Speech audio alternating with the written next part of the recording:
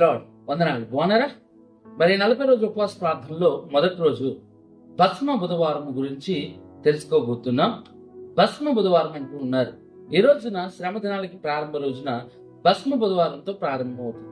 భస్మ బుధవారం అనగా భస్మం అంటే మనకు తెలుసు బూడిద బుధవారము. ఏంటి బూడిద బుధవారము? క్రైస్తవంలో చూస్తే గుడ్ ఫ్రైడే అంటే మంచి శుక్రవారము. ఈ మంచి శుక్రవారము అలాగే ఈస్టర్ ఆదివారము, పునరుద్ధాన ఆదివారము అని అంటూ ఉన్నారు. అయితే ఈ శ్రమణ కాలాన్ని 40 రోజులు ఉపవాసం చేస్తారు. అయితే ఈస్టర్ ముందు నుంచి 40 రోజులు లెక్కేయరు, 46 రోజులు లెక్కేస్తారు. ఈస్టర్కి ముందు 46 రోజులు లెక్కేస్తారు. ఆ వచ్చే ముందు రోజు 46 రోజులు లెక్కేయాలంటే ఈ మొదటి రోజు నుంచి 46 రోజులు లెక్కేసినప్పుడు ఈస్టర్కి అది బుధవారంతో స్టార్ట్ అవుతుంది. దాన్ని భస్మ బుధవారం అని అన్నారు. 40 రోజులే కదా, మన 46 రోజులు ఎందుకు అని ఆలోచిస్తే ఆ 6 రోజులు ఆదివారాలు, ఈ 40 రోజులు ఉపవాసం ఉండడం జరుగుతుంది. ఈ 46 రోజులు 6 ఆదివారాలు తీసేస్తాం. అంటే భస్మ బుధవారం మొదలుపెట్టి ఈస్టర్ వరకు మధ్యలో మొత్తం 46 రోజులు ఉండగా 6 ఆదివారాలు తీసేస్తారు. మరి దీన్ని ఎందుకు భస్మ బుధవారం అన్నారు ఈ రోజుని అని తెలుసుకోవాలి మనము. బూడిద బుధవారం ఎందుకు అన్నారంటే ఇది ఆనాటి కాలంలో రోమన్ క్యాథలిక్స్ వారు ఈ యొక్క లెంట్ డేస్ ని ఆచరించినప్పుడు భస్మ బుధవారంతో ప్రారంభించారు. అంటే దేంటి అసలు ఎలా జరిగింది అంటే, అసలు భస్మ బుధవారం పేరు ఎందుకు వస్తుందంటే ఆ రోజుల్లో జరిగిన సంఘటనలు గమనిస్తే మట్టల ఆదివారం రోజున మనము ఆ మట్టలకు అలంకరించి ఊరంతా తిరుగుతూ ఉంటాం, హోసన్న జైమన్. ఆ మట్టలు ఎప్పుడైతే పోయిన సంవత్సరం తిరిగిన మట్టలు ఉంటాయి, మట్టల ఆదివారానికి అవన్నీ స్టోర్ చేస్తారు, దాచి ఈ భస్మ బుధవారం రోజున అవి స్టోర్ చేస్తే ఎండిపోతాయి కదా, అవి తీసుకొచ్చి తగలబెట్టి బూడిద చేసి ఆ బూడిదని ఈ రోజున చర్చకొచ్చిన ప్రతి ఒక్కరి మీద సిలువగా వేసేవారు. ఆ బూడిదని తీసుకుని వెళ్ళి సిలువగా వేసేవారు. అది ఆ రోజు నుంచి దాన్ని చూసుకుని భస్మ బుధవారం అంటూ ఉన్నారు. భస్మ బుధవారం అంటే మనం తెలుసుకున్నాం. ఆ భస్మ బుధవారం రోజున ఈ రోజున వాక్యం వినబోతూ ఉన్నాం. భస్మ బుధవారానికి సంబంధించిన ఈ బూడిద గురించి వాక్యం వినబోతున్నాం. ఆ రోజుల్లో ఆ బూడిద దేనికి గుర్తుగా ఉందంటే ఇది మనము దేనికి పనిచేయని వారు, ఈ బూడిద లాంటి వారమే అనే సాదృశ్యంగా, మనం కేవలం ఈ బూడిద లాంటి వారమే అనే సాదృశ్యంగా బూడిదని తీసుకొచ్చి సిలువ వేస్తూ ఉండేవారు. అటు పాత గతించిపోయిను, కొత్తగా ప్రారంభమవుతున్నాం, ఇలాగ విషయాలు ఉన్నాయి ఆ బూడిద సిలువ వేయడానికి గల కారణాలు. అయితే ఈ రోజు మనము మరి ఆ మట్టల ఆదివారం తెచ్చుకున్న అవన్నీ దాచుకుని, మట్టలు దాచుకుని ఈ రోజు తగలబెట్టి బూడిద చేసి రాసుకోవాలంటే అక్కర్లేదండి. అది రోమన్ క్యాథలిక్స్ వారు అలా ఆచారంగా వచ్చింది. అది దాన్ని మనం అసలు ఆచరించక్కర్లేదు. అయితే ఈ లెంట్ డేస్ గురించి మనం వినబోతున్నాం. దాంట్లో భస్మ బుధవారం, లెంట్ అంటే ఏంటి అనేది నేను రేపు వీడియోలో చెప్తాను, మేబీ సమయం లేదు కనుక. భస్మ బుధవారం గురించి కొన్ని విషయాలు అంటే బూడిద గురించి దేవుడు నాలో పెట్టిన ఆలోచన తీసుకొస్తాను. ఆదికాండం 18:27 ఇదిగో ధూళియు బూడిదనై ఉన్న నేను ప్రభుతో మాట్లాడి తగ్గించున్నాను. అబ్రహాము దేవుడితో మాట్లాడుతుంది. ఈ వాక్య భాగంలో దేవుడు సొదొమ గొమొర్రాను నాశనం చేయడానికి వెళ్తున్నప్పుడు ఈ అబ్రహాము లోతుని జ్ఞాపకం చేసుకుని, ప్రభువా అక్కడ నీతిమంతులను బట్టి దాన్ని నాశనం చేయకని ప్రార్థన చేసి తను తగ్గించుకుంటూ ఏ విధంగానంటే ఇదిగో ధూళియు బూడిదయునైనా తను బూడిదగా వర్ణించుకుంటున్నాడు. ప్రభు నేను బూడిద లాంటి వాడిని అంటున్నాడు అబ్రాహము నువ్వు బూడిద లాంటి వాడు అంటే అబ్రాహంకున్న ఆస్తి గాని రాజులకు పోటీ వస్తున్నాడు. ఆ రోజుల్లో అబ్రాహంకున్న సంపద గాని రాజులకు పోటీ వస్తున్నాడు.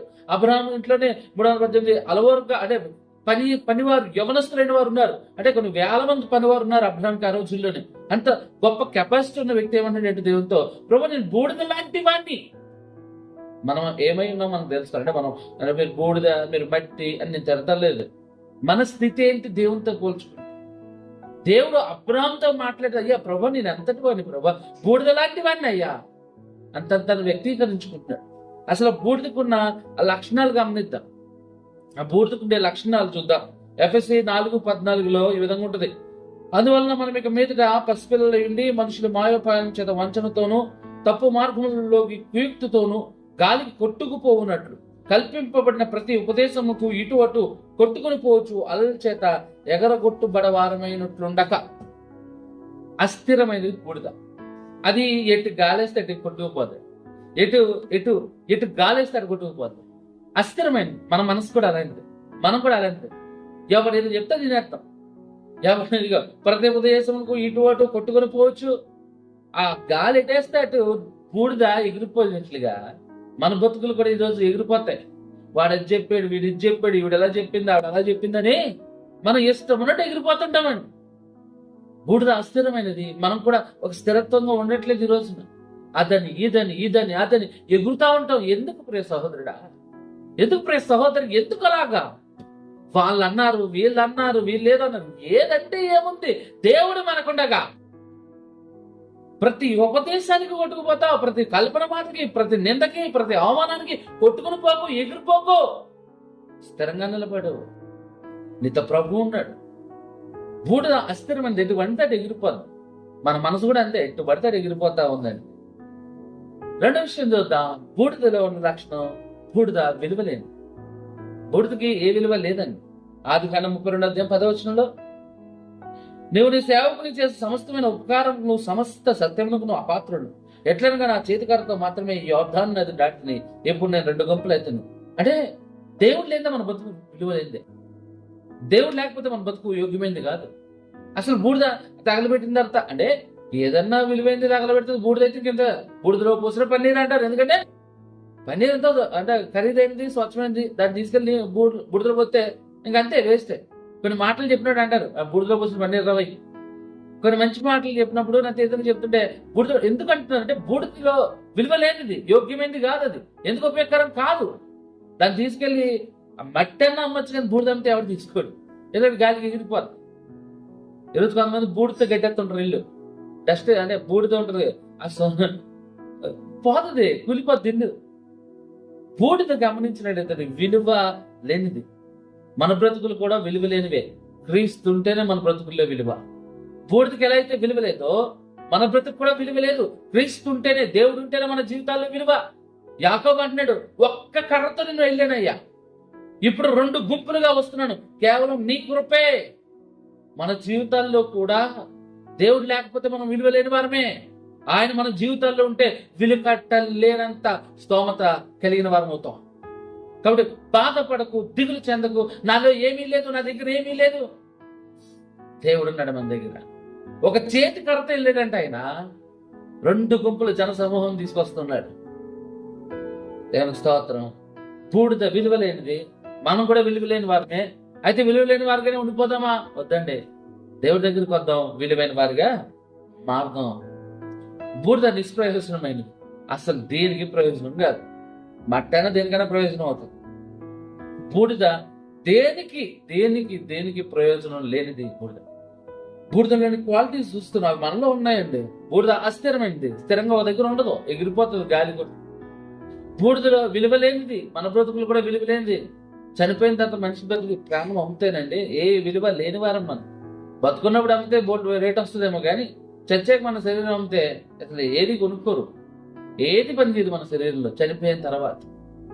బూడిద నిష్ప్రయోజనం, ఎందుకు పనికి రానిదని మనం చూస్తూ ఉన్నాం. ఎందుకు పనికిరాదు అది అసలు దేనికి కూడా ఎక్కడ పనికిరానిది. యాకోబు 2:14 నా సహోదరులారా, క్రియలు లేనప్పుడు ఎవడైనా తనకు విశ్వాసం కలిగి చెప్పిన ఏమి ప్రయోజనము? అటు విశ్వాసం అతను రక్షింపగలదా?